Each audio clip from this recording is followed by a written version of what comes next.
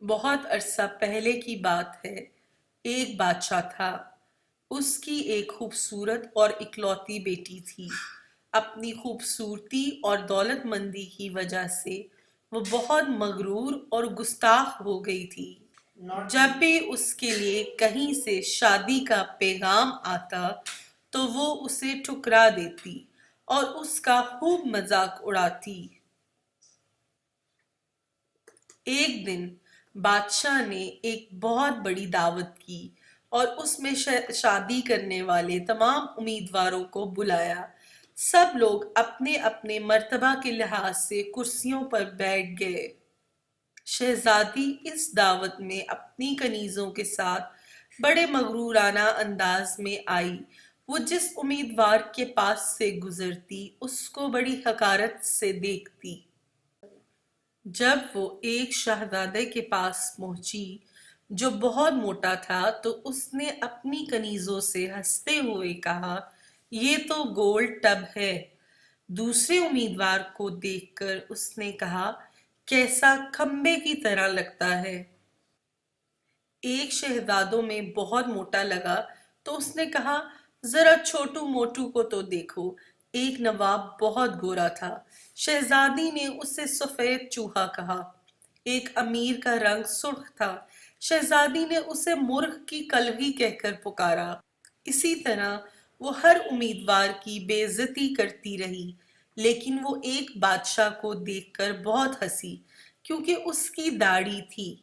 اس نے مذاق اڑاتے ہوئے کہا، ذرا اسے دیکھو، اس نے چہرے پر کیسی جھاڑ پھوس اگا رکھی ہے۔ بادشاہ نے جب دیکھا کہ اس کی بیٹی نے مہمانوں کی بے عزتی کی ہے تو اسے بہت غصہ آیا۔ اس نے بھرے دربار میں یہ اعلان کیا کہ شہزادی پسند کرے یا نہ کرے مگر اب میں اس کی شادی کسی فقیر سے ہی کروں گا۔ اس اعلان کے بعد تمام لوگ چلے گئے۔ کچھ ہی دیر بعد ایک آوارہ گرد گویا آیا جو گلی کوچوں میں گھوم کر گانا گایا کرتا تھا۔ اس نے شاہی محل کے نیچے کھڑکی کے قریب کھڑے ہو کر گانا گانا شروع کر دیا۔ بادشاہ نے اس کی آواز سنی تو ایک خادم کو حکم دیا کہ اس فقیر کو اندر بلا لاؤ۔ خادم پھٹے پرانے کپڑے والے فقیر کو لے آیا۔ اس فقیر گویے نے بادشاہ اور شہزادی کے سامنے بہت ہی اچھا گانا گایا اور بادشاہ سے انعام مانگا۔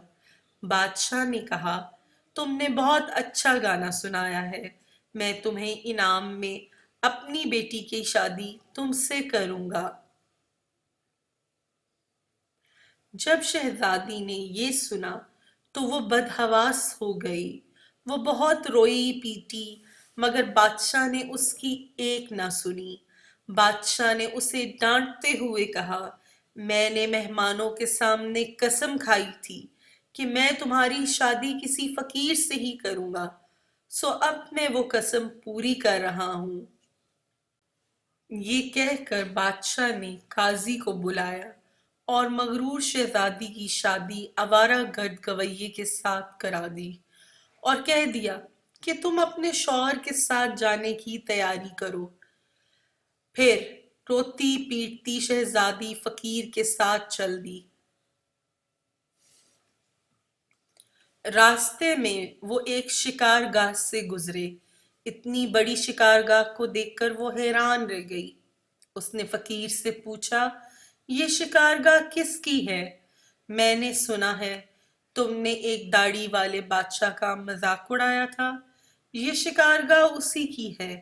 اگر تم اس سے شادی کر لیتی تو یہ تمہاری ملکیت ہو جاتی۔ فقیر نے جواب دیا۔ اس کے بعد وہ خوبصورت شہزادی باغوں میں پہنچی۔ ان کو دیکھ کر شہزادی نے پھر سے پوچھا، یہ کس کے ہیں؟ یہ باغ بھی اسی داڑھی والے کے ہیں، فقیر نے آہستہ سے کہا۔ شہزادی نے افسوس بھرے لہجے میں کہا، ہاں، میں بھی کتنی بد نصیب ہوں۔ پھر وہ بڑے عظیم و شان شہر میں داخل ہوئے۔ اتنا بڑا اور خوبصورت شہر دیکھ کر شہزادی حیران رہ گئی۔ اس نے پوچھا، اس شہر کا مالک کون ہے؟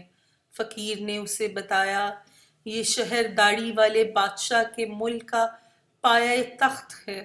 اگر تم اس سے شادی کر لیتی تو یہ سب کچھ تمہارا ہوتا۔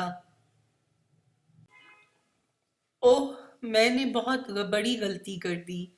کاش میں اس سے شادی کر لیتی، شہزادی نے پچھتاتے ہوئے کہا۔ فقیر شوہر ناراض ہوتے ہوئے کہا، مجھے اس سے کوئی مطلب نہیں، مگر تم میرے ہوتے ہوئے دوسرے مرد کی بات کیوں کر رہی ہو؟ کیا مجھ میں کوئی کمی ہے؟ اسی طرح باتیں کرتے ہوئے وہ ایک چھوٹی سی جھونپڑی کے قریب پہنچے۔ کیسی بدنما اور چھوٹی سی جھونپڑی ہے، یہ کس کی ہے؟ شہزادی نے پوچھا۔ یہ میرا گھر ہے، اور یہی وہی جگہ ہے جہاں ہمیں زندگی گزارنی ہے، فقیر نے کہا۔ پھر شہزادی نے کہا، تمہارے نوکر کہاں ہیں؟ فقیر نے کہا، ہمیں نوکروں سے کیا کام؟ تم ہر کام کر سکتی ہو۔ اب آگ جلاؤ اور میرے لیے کھانا بناؤ۔ میں بہت تھک گیا ہوں، کیونکہ شہزادی کو کھانا پکانا نہ آتا تھا۔ اس لیے فقیر نے اس کی مدد کی، اور کچھ دیر بعد انہوں نے الٹا سیدھا کھانا پکا کر کھا لیا اور سو گئے۔ دوسری صبح فقیر نے اسے جگایا اور گھر صاف کرنے کو کہا اور دوسرے کام کرنے کو۔ شہزادی تمام دن کام کرتی رہی، اوپر سے جلی کٹی باتیں بھی سنتی رہی، مگر صبر کے سوا کوئی چارہ نہ تھا۔ اسی طرح انہوں نے کچھ دن گزارے۔ پھر ایسا وقت آیا کہ ان کے پاس کھانے تک کے لیے کچھ نہ رہا۔ ایک دن فقیر نے کہا، میں نے جو کچھ کمایا تھا خرچ ہو گیا، اب تمہاری کمانے کی باری ہے۔ میں تمہیں بیت لا کر دیتا ہوں، اس سے تم ٹوکریاں بن لینا۔ یہ کہہ کر وہ جنگل گیا اور بیت کاٹ لایا۔ شہزادی نے ٹوکریاں بنانی شروع کر دی۔ اس نے اس سے پہلے کوئی ایسا محنت کا کام نہیں کیا تھا، اس لیے اس کی انگلیاں زخمی ہو گئیں اور ان سے خون بہنے لگا۔ یہ دیکھ کر اس کے شوہر نے کہا، میرا خیال ہے یہ کام تم نہیں کر سکتی، میں تمہیں کچھ سوت لا کر دیتا ہوں، اس سے کپڑا بن لینا۔ مگر وہ یہ کام بھی نہ کر سکی۔ فقیر نے کہا، تم تو میرے لیے بالکل بیکار ہو، تم تو کوئی کام نہیں کر سکتی۔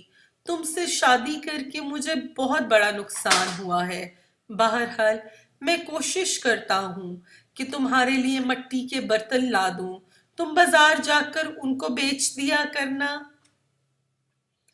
مغرور شہزادی نے اکڑ کر کہا، مگر جب میں بازار میں کھڑی ہوں گی تو میرے ملک کے لوگ مجھے اس حال میں دیکھ کر خوب ہنسیں گے۔ فقیر نے کہا، یہ میرا مسئلہ نہیں ہے، اگر تم بھوک سے مرنا نہیں چاہتی تو تمہیں یہ کام کرنا پڑے گا۔ مٹی کے برتن بیچنے کا کام بہت اچھا چل رہا تھا۔ لوگ جب ایک خوبصورت لڑکی کو بازار میں برتن بیچتے دیکھتے تو اس پر ترس کھا کر کچھ نہ کچھ خرید لیتے۔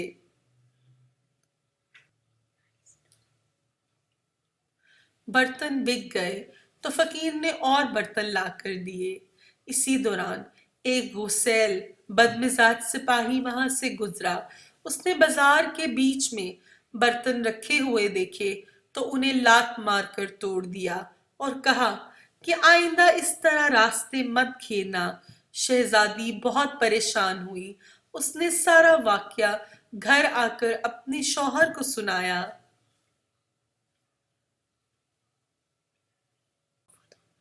انتہائی بے وقوف ہو تم سے کس نے کہا تھا کہ بیچ بازار میں تم برتن لے کر بیٹھ جاؤ؟ آخر وہاں سے لوگوں کو گزرنے میں دشواری ہوتی ہے۔ میرا خیال ہے کہ یہ بھی تمہارے بس کا کام نہیں ہے۔ خیر، میں شاہی محل جاؤں گا، ہو سکتا ہے کہ وہاں تمہارے لیے کوئی کام نکل آئے۔ ये कहकर वो शाही महल रवाना हो गया। शाम को फकीर ने वापस आकर कहा, शाही महल में तुम्हारे लिए मददगार बावर्चन की जगह मिल गई है। अब कम से कम हमें खाने के लिए खूब मिल जाएगा। और इसी तरह मगरूर शहजादी एक मददगार बावर्चन बन गई। वो हर रोज सुबह से शाम तक बावर्ची खाने के सारे काम करती और शाम को लोगों के आगे का बचा हुआ खाना लेकर घर आ जाती, और इस तरह दोनों मियाँ बीवी का गुजारा हो जाता। महल में आए उसे कुछ ही दिन गुजरे थे कि उसने सुना कि महल में कोई शादी की तकरीब होने वाली है। मुकर्ररा दिन जब मेहमान आने शुरू हुए तो वो बावर्ची खाने की खिड़की से उन्हें देख रही थी। नकीब और चौबेदार जर्क बर्क कपड़ों में मेहमानों का इस्तकबाल कर रहे थे। हर तरफ बड़ी शान और शौकत और धूमधाम नजर आ रही थी। लेकिन शहजादी अपनी किस्मत पर आंसू बहा रही थी और अपने गरूर तकब्बुर और बेवकूफ़ी पर पछता रही थी। इसी दौरान कुछ खादमाएं आईं और उन्होंने शहजादी को बहुत से मज़ेदार खाने दिए जो उसने टोकरी में रख लिए और घर की तरफ चल पड़ी। अभी वो महल के दरवाजे से गुजर ही रही थी कि अचानक एक बहुत ही जर्क बर्क लिबास वाले एक शख्स ने उसका रास्ता रोक लिया। शहजादी ने निगाह उठाकर देखा कि ये वही दाढ़ी वाला बादशाह था जिसका उसने खूब मजाक उड़ाया था। वो खौफ और शर्म से कांपने लगी। बादशाह उसे लेकर हॉल में पहुंचा। इतने सारे लोगों को देखकर उसे अपने ऊपर काबू न रहा और घबराहट में टोकरी उसके हाथ से गिर गई और उसमें से खाना निकलकर चारों तरफ बिखर गया। तमाम दरबारी हंसने लगे। शहजादी का ये ख्याल था कि किसी तरह जमीन फट जाती और वो उसमें समा जाती। उसने झटके से अपना हाथ छुड़ा लिया और भागना चाहती थी कि बादशाह ने लपक कर उसे दोबारा पकड़ लिया और नरमी से बोला, डरो मत। क्या तुम मुझे नहीं पहचानती? मैं वही आवारा गर्द गवैया हूँ जो तुम्हारे साथ झोंपड़ी में रहता है। मैं वही सिपाही हूँ जिसने तुम्हारे बर्तन तोड़े थे। ये सब कुछ मैंने इसलिए किया था कि मैं तुम्हें पसंद करता था और तुमसे शादी करना चाहता था। अब तुम्हारे गरूर का इलाज हो चुका है और तुम्हें अच्छा सबक मिल गया है। पिछली बातों को भूल जाओ। देखो, आज हमारी शादी की तकरीब है।